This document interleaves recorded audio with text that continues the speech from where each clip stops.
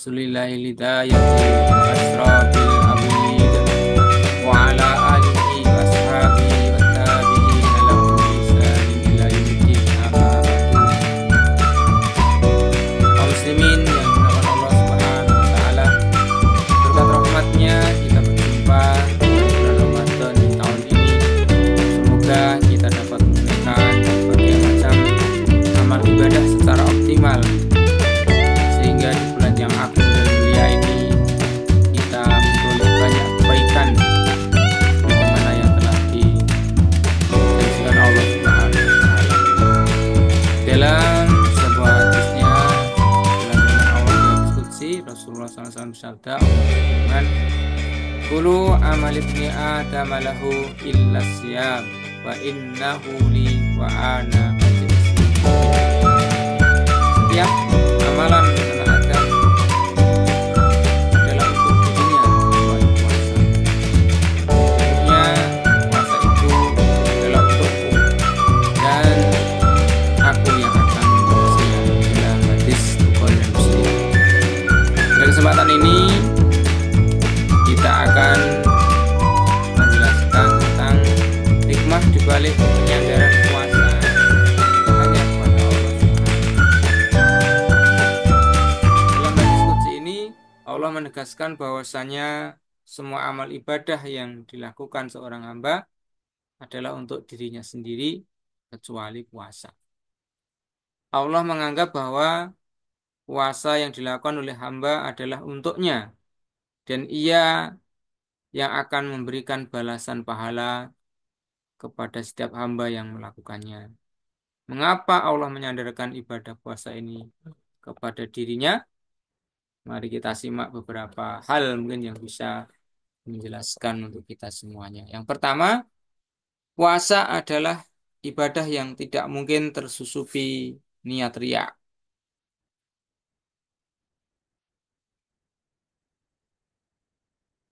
Allah menyandarkan ibadah puasa kepada zatnya karena puasa adalah ibadah yang tidak tersusupi niat riya.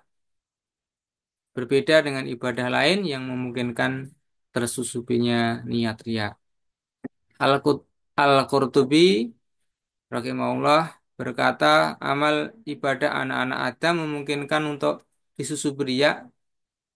Oleh karena itu, amal ibadah ini disandarkan kepada mereka. Berbeda dengan puasa. Tidak ada seorang pun yang mengetahui ketika puasa itu dilakukan, kecuali Allah Subhanahu wa taala. Secara lahiriah, kondisi seorang yang menahan diri dari makan karena kenyang sama seperti kondisi orang yang menahan diri dari makan karena niatnya mendekalkan diri kepada Allah Subhanahu wa taala. Artinya, dalam kondisi kenyang ataupun lapar, seseorang yang menahan diri dari makan itu akan terlihat secara lahiriah sama saja atau tidak jauh berbeda. Oleh karena itu, Allah Subhanahu wa taala menyandarkan puasa ini kepada dirinya. Diriwayatkan dari Rasulullah Shallallahu alaihi wasallam, "Asyamu la riya'a fi." Qala Allah wali wa ana ajzi bih. Yada'u ta'amahu wassarabahu min ajli. Puasa tidak ada riya di dalamnya. Allah Subhanahu wa taala berfirman, puasa adalah untukku dan aku yang membalasnya. Ia meninggalkan makan, minum demi aku. Hadis riwayat Baihaqi. Mengenai maksud disusupi riya di sini, Ibnu Hajar berkata, sesungguhnya puasa tidak mungkin tersusupi riya dengan mengerjakannya, tetapi mungkin tersusupi riya dengan mengatakannya. Seperti seorang yang berpuasa lalu ia memberitahukan kepada orang lain bahwa ia berpuasa, di mana niat riya itu tidak masuk melalui, atau di mana niat riya itu bisa masuk melalui celah ini atau hal yang semacam ini. Jika masuknya niat riya ke dalam ibadah puasa itu karena terdapat pada sisi pemberitahuan, bukan pada hakikat amal yang dilakukan itu. Berbeda dengan ibadah lain yang memungkinkan tersusupi riya dengan sekedar melakukannya.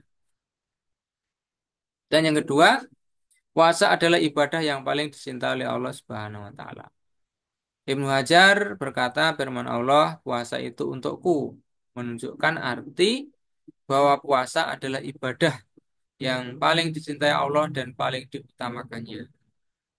Ibnu Abdul Bar berkata, cukuplah firman Allah puasa ini atau puasa itu untukku sebagai bukti bahwa ibadah ini memiliki keutamaan di atas ibadah-ibadah lainnya. Abu Umamah telah meriwayatkan bahwa Rasulullah Shallallahu Alaihi Wasallam bersabda, "Alaika bisaum, fa innahu la mitslalah."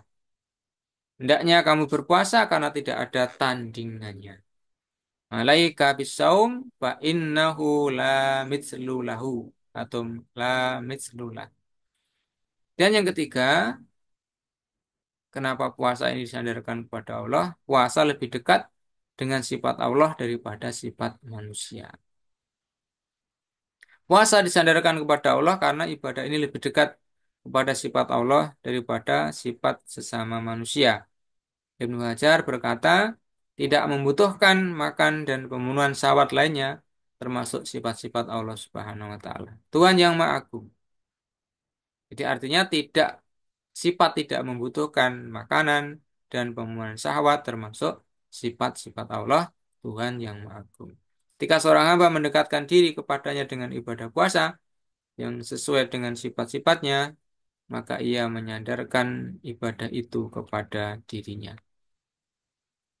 Al-Qur- Al-Qurtubi berkata, maknanya adalah bahwa semua amal hamba-hamba Allah itu sesuai dengan kondisinya mereka, kecuali puasa. Ia lebih sesuai dengan salah satu dari sifat-sifat Allah Subhanahu wa taala yang maha benar. Seakan-akan Allah berfirman, sungguhnya seorang yang berpuasa, ia sedang mendekatkan diri kepadaku dengan sesuatu perkara yang berkaitan erat dengan salah satu sifat-sifat dariku atau sifat-sifatku. Dan yang keempat, puasa lebih dekat kepada sifat-sifat malaikat. Puasa disandarkan kepada Allah karena puasa lebih dekat kepada sifat-sifat malaikat yang merupakan makhluk terdekat Allah Subhanahu wa taala. Karena Allah menyandarkan puasa itu kepada dirinya, kepada Allah langsung. Ibnu Hajar berkata tidak membutuhkan makanan dan pemenuhan syahwat lainnya termasuk sifat malaikat juga. Mereka adalah makhluk yang paling dekat kepada Allah sehingga Allah menyandarkan puasa itu kepada dirinya. Dan yang kelima, puasa itu murni untuk Allah dan seorang hamba tidak memiliki bagian sedikit pun. Ibnu Hajar berkata puasa itu murni untuk Allah di mana seorang hamba tidak memiliki bagian sedikit pun. Al-Khattabi berkata perkataan itu dinukil dari Iyadz dan ulama lainnya. Sedangkan yang dimaksud dengan bagian adalah pujian yang diperbolehkan karena ibadah yang dilakukan seorang hamba tersebut. Ibnu Jauzi berkata maknanya nafsu seorang yang berpuasa tidak memiliki bagian sedikit pun. Berbeda dengan ibadah lain, di mana seorang masih mendapatkan bagian dengan memperoleh pujian atas ibadah yang dilakukannya. Bahwa semua ibadah akan digunakan untuk menebus kezaliman yang dilakukan seorang hamba kepada orang lain kecuali puasa. Ibnu Hajar berkata, semua ibadah akan digunakan untuk menebus kezaliman yang dilakukan seorang hamba kepada orang lain kecuali puasa. Baihaqi telah meriwayatkan bahwa Ibnu Uyainah berkata, pada hari kiamat nanti Allah akan menghisap hambanya dan mengambil pahala amalnya untuk menebus kedoliman-kedoliman yang telah dilakukannya kepada orang lain. Sehingga tidak tersisa lagi pahala amal kecuali